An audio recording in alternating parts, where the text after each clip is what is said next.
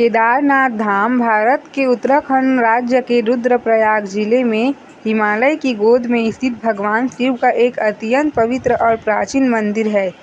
यह हिंदू धर्म के पवित्र 4 धाम और भगवान शिव के 12 ज्योतिर्लिंगों में से एक है।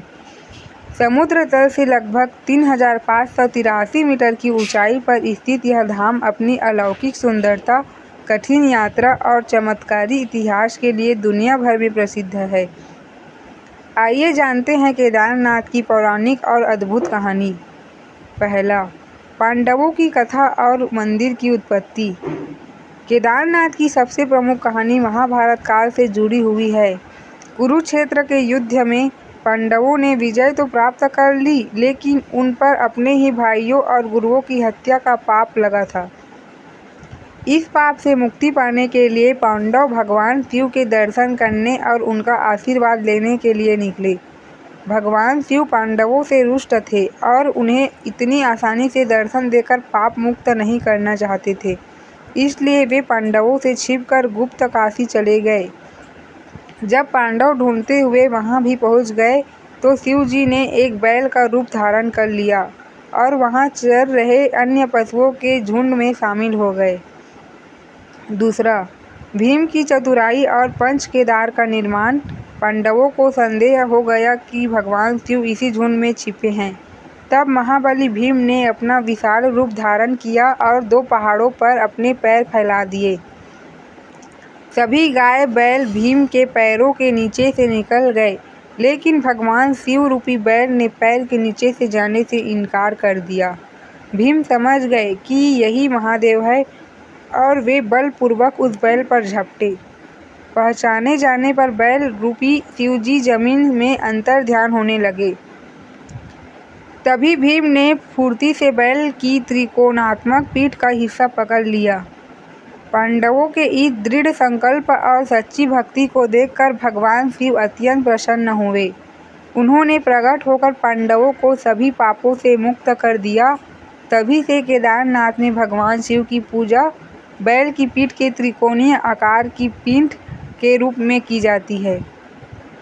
बैल के शरीर के बाकी हिस्से हिमालय के 4 अन्य स्थानों पर प्रकट हुए, जिन्हें पंच केदार कहा जाता है।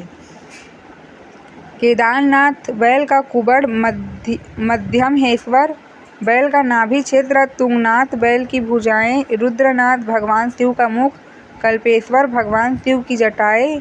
माना जाता है कि मूल केदारनाथ मंदिर का निर्माण सबसे पहले पांडवों ने ही करवाया था।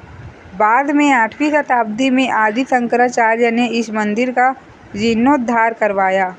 तीसरा, नर नारायण की तपस्या। एक अन्य पौराणिक कथा के अनुसार इस स्थान पर भगवान विष्णु के अवतार महातपस्वी नर और नारायण ऋषि ने वर्षों तक कठिन तपस्या की थी। उनकी निश्चल भक्ति से प्रसन्न होकर भगवान शिव प्रकट हुए। ऋषियों ने प्रार्थना की कि महादेव जन कल्याण के लिए हमेशा इसी स्थान पर ज्योतिर्लिंग के रूप में निवास करें। शिव जी ने उनकी यह प्रार्थना स्वीकार कर ली। चौथा, आधुनिक काल के अद्भुत चमत्कार। केदारनाथ मंदिर केवल पौराणिक कथाओं के कारण ही नहीं, बल्कि अपने आधुनिक चमत्कारों के लिए भी जाना जाता है। 400 साल तक बर्फ में दबे रहना। वैज्ञानिकों और भूवैज्ञानिकों के अनुसार 13वीं से 19वीं शताब्दी के बीच यह मंदिर लगभग 400 वर्षों तक पूरी तरह से बर्फ के नीचे दबा रहा था। बर्फ हटने के बाद भी मंदिर की वास्तुकला को कोई नुकसान नहीं पहुंचा। 2013 की आपदा और भीमशिला जून 2013 में उत्तराखंड में आई भीषण बाढ़ और तबाही ने पूरी केदार घाटी को नष्ट कर दिया था, लेकिन मंदिर के ठीक पीछे पहाड़ों से बहकर एक विशाल चट्टान आकर रुक गई, जिसे आज भीमशिला कहा जाता है। इस चट्टान ने बाढ़ के तेज पानी और मलबे को 2 भागों में बांट दिया, जिससे मुख्य मंदिर पूरी तरह सुरक्षित रहा।